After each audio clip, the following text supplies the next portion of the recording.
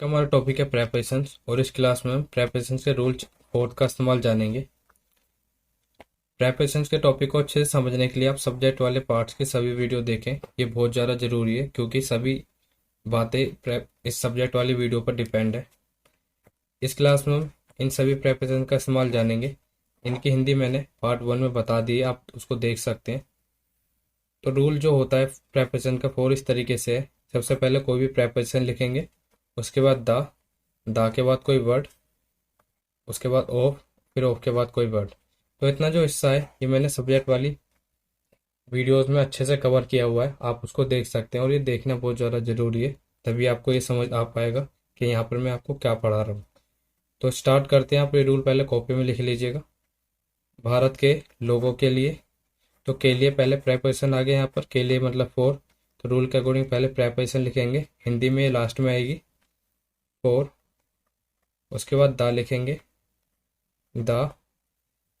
तो इसकी जो ट्रांसलेशन होगी प्रेपोजिशन लिखने के बाद आपको इस तरीके से करनी है। कहने का मतलब है जो प्रेपोजिशन से पहले वर्ड आ रहा है उसको आप लिखेंगे, उसके बाद फिर ऑफ, उसके बाद फिर कोई वर्ड। फॉर द पीपल, लोग मतलब people of India. Next example है ऑक्सीजन की सप्लाई के बिना। के बिना यहाँ पर प्रेपोजिशन हो गया विदाउट। उसके बाद आपको प्रेपोजिशन पता लगने के बाद इस तरीके से चलना है।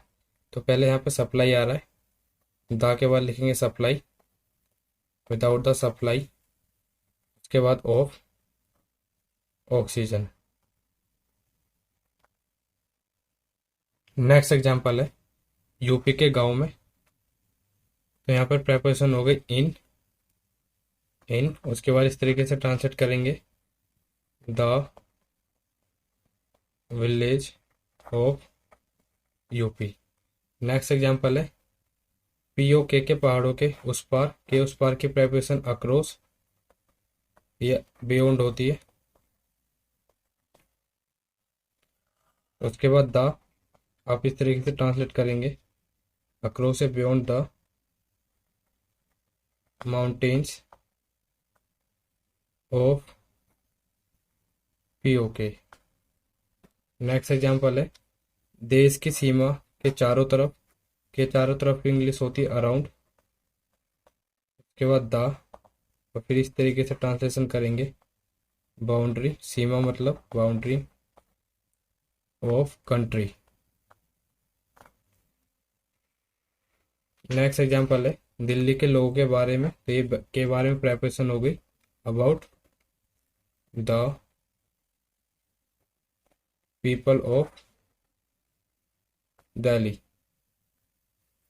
सरकार की मदद के बिना प्रेपोजिशन हो गई यहाँ पर विदाउट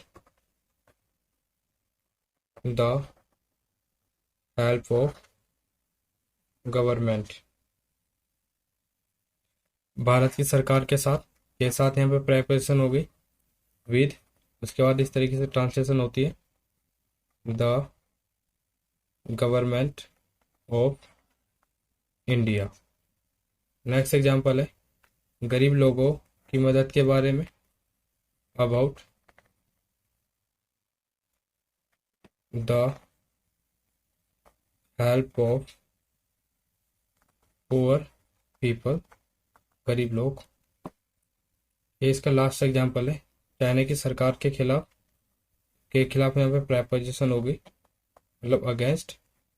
के बाद द फिर इस तरीके से ट्रांसलेट करेंगे गवर्नमेंट ऑफ चाइना। तो आप इसको लिख करके प्रैक्टिस करिए, ये बहुत ज़्यादा इंपॉर्टेंट है, तभी आप बड़े सेंटेंस को बना पाएंगे। और बड़े सेंटेंस बनाने के बाद ही आप किसी हिंदी के पैराग्राफ को आप इंग्लिश में लिख पाएंगे।